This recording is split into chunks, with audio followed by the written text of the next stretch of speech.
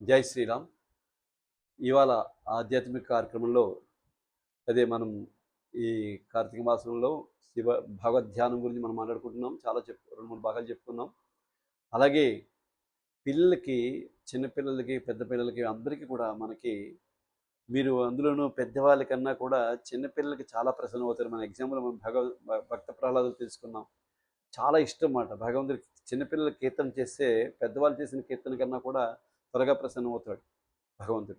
అది ఎందుకంటే వాళ్ళు వాళ్ళు నిష్కల్మషంగా, అంటే మనకి స్వార్థం కానీ లేకపోతే ఏదో ఆలోచనలు కానీ ఉంటాయి, కానీ వాళ్ళకి ఎటువంటి నిష్కల్మషమైన భక్తి ఉండదు కాబట్టి వాళ్ళ ఆలోచనలు తప్పనిసరిగా భగవంతుడు పిల్లల్ని బాగా వాళ్ళు చేసే భక్తికి త్వరగా ఇదవుతాడు.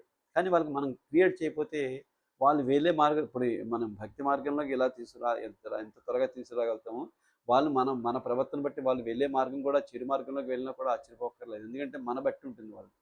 ఇది మనం చేసే ప్రతి పేరెంట్ కానీ గురువులు కానీ వీళ్ళు చేసే పనులు బట్టి పిల్లల యొక్క ప్రవర్తన వాళ్ళు ఆటోమేటిక్గా మారిపోతుంది. కాబట్టి అది అర్థం చేసుకుని వీళ్ళని మనం ఎటు మలుచుకుంటామో వాళ్ళు మలుస్తూ ఉంటారు.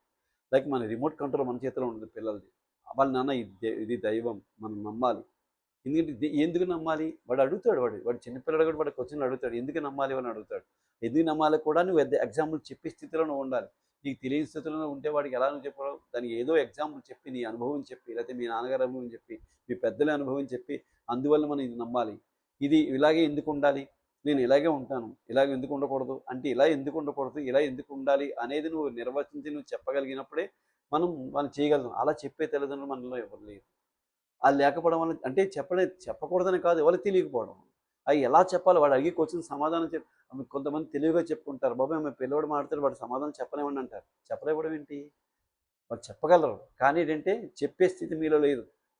ఆన్సర్ చెప్పే స్థితి మీద లేదు. మీరు ఎంతసేపు కూడా మనం చదువుకున్నాం, ఉద్యోగం చేసుకుంటున్నామే తప్ప వాడు అడిగే క్వశ్చన్స్ కొన్ని అడుగుతాడు. వాడు ఎందుకు నమ్మాలి, దెమ్ముని ఎందుకు నమ్మాలి, బొట్టు ఎందుకు పెట్టుకోవాలి, గుడికి ఎందుకు వెళ్ళాలి, ప్రదక్షిణ ఎందుకు చేయాలి, ప్రసాదం ఎందుకు తినాలి, కుడి చేత్తోనే ప్రసాదం ఎందుకు తినాలి, ఇవన్నీ వాడు అడుగుతున్నప్పుడు దానికి సమాధానం చెప్పే స్థితిలో మనం బొట్టు ఎందుకు పెట్టుకోవాలంటే అందంగా పెట్టుకోవాలి, ప్రసాదం కుడి చేత్తోనే ఎడందెత్తి తింటే బాగుండదు కాదు, ఇలాంటి ఆన్సర్స్ కాదు. ఇవన్నీ కూడా మనకి ప్రతి దానికి ఒక ఆలోచన ఉంటుంది. ఆలోచన మనం చెప్పగలగాలి వాళ్ళకి. బొట్టు పెట్టుకుంటే ఇది నాన్న, ఈ బొట్టు పెట్టుకోపోతే ఈ నూదిరంతా కూడా ఒక శ్మశానం అని చెప్పాడు ఒక కవిలో, మహాకవి. ఏమన్నాడు? శ్మశానంలో కనబడుతుంట నుదుటి మీద ఏం లేకపోతే, అందుకని విభూతి కానీ, తిలకం కానీ, కుంకుమ కానీ, గంధం కానీ ధరించాలని చెప్తారు. లేకపోతే ఏమవుతుందంటే కొంతమంది ఇప్పుడు ఈ కాలంలో 100 మందికి 50 మందికి బట్టతలే ఉంటున్నాయి. ఈ బట్టతలు ఉన్నప్పుడు ఇంకా బాగా కనబడుతుంది నుదురు. వాడికి దుష్టశక్తులు వచ్చి ఆర్కిపై చేయడానికి ఇంకా విశాలంగా కనబడుతుంది.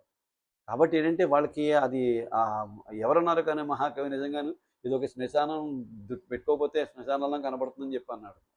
అంటే అది కాబట్టి మనం దాన్ని ఒక బొట్టుతోటో, లేకపోతే తిలకంతోటో, లేకపోతే విభూతితోటో, ఇవన్నీ ఒకటి ఐటమ్. కుంకుమ ఉందంటే లక్ష్మీ స్వరూపం, విభూతి అంటే ఐశ్వర్య స్వరూపం, గంధం అంటే ఒక విధంగా. ఈ విధంగా మనం నుదుటిని అలంకరించుకోవడం వలన దాని యొక్క నీ మొహం కలగా అందంగా ఉండడమే కాకుండా, ఒక అందం అంటే మనసుకి నచ్చిన అందం కాదు అక్కడ, దివ్య అంటే మనకి వాళ్ళు ఒక విధమైన ఎంత ఫేస్ ఉంది, గ్లోలో ఉందిరా, చూడగానే నమస్కరించాలనిపిస్తుందిరా అన్నట్టు ఉంటుంది. అంతేగాని ఇక్కడ అందం అనకే మానసిక అందం కాదు, మనకి మనసి అదే ప్రత్యక్ష మానుష అందం కాదు, మానసిక అందం. చూడగానే మనం నమస్కరించాలందిరా. అతను బొట్టు పెట్టుకుంటే, లేకపోతే అతను విభూతి పెట్టుకుంటే, కొంతమంది చూడండి, మన చంద్రశేఖర పరమహంస ఆయన అసలు పెద్ద ఓల్డ్ 80-90 ఏళ్ళు వచ్చేసిన ఒంగోలు నడుస్తున్నా కూడా కమండలం పట్టుకొని అంత విభూతి పెట్టుకొని బొట్టు పెట్టుకొని చేయంతా ముడతలడిపోయిన ఆయన నడుస్తుంటే కొన్ని వేల మంది అటు ఇటు చూసి నమస్కరిస్తూ అలా ఉండిపోతూ ఉండేవారు. ఆయన తన్మయలో ఒక శివుడు వస్తున్నట్టుగా అనిపించింది. అంటే ఇవన్నీ ఎందుకు? ఆయన ఏంటంటే ఆయన దీక్షకు ఒకరం అయితే ఆయన ముఖం యొక్క హరాలు ఉంది. 90 ఏళ్ళు వచ్చినప్పుడు ముడతలు వచ్చేసినప్పుడు మొహం అందంగా ఉంటుందా? కానీ అంత నిన్ను పరమేశ్వరుడు వస్తున్నట్టు చూసేవారు. ఎందుకు చూసేవారు? కాబట్టి మన పిల్లలందరూ కూడా దీని కారణాలు మనం చెప్తూ ఉండాలి. దీనివల్ల అదిరా, దానివల్ల ఇదిరా అని మనం చెప్పగలిగితే, చెప్పలేని స్థితిలో మనం ఉన్నంతకాలం వాళ్ళు ఏ మార్గంలో వెళ్తారో వాళ్ళు ఆ మార్గంలో వెళ్ళిపోతూ ఉంటారంతే. మన పిల్లలు పాడైపోయారు, మా పిల్లలు అలా ఉన్నారు, కొంతమంది పెద్ద అయిన తర్వాత వాళ్ళు వేరే వాళ్ళు వెళ్ళిపోతూ ఉంటారు. మనం అది చేయాలి, వాళ్ళ ప్రారంభం. ఎందుకంటే ఎవరికైనా ఒక 25 ఏళ్ళ వరకునే వర్తిస్తుంది మన పేరెంట్స్ చెప్పినవి. తర్వాత అన్నీ కూడా వాళ్ళ జీవితం వాళ్ళకు ఉంటుంది. వాళ్ళు ఎలా నడుచుకుంటే అక్కడ ఉంటుంది. కానీ ఈ 25 సంవత్సరాలు సంరక్షించవలసిన బాధ్యత మనదే. అది గుర్తుపెట్టుకుని ఉండాలి. అది భక్తి తత్వంలో ఇలాంటి పుణ్య రోజుల విషయాలు చెప్పండి, తప్పనిసరిగా తెలుసుకుంటారు. వాళ్ళ డౌట్లన్నీ క్లియర్ చేశారంటే తప్పనిసరిగా వాళ్ళు మంచి పౌరులుగా ఉంటారు. జై శ్రీరామ్.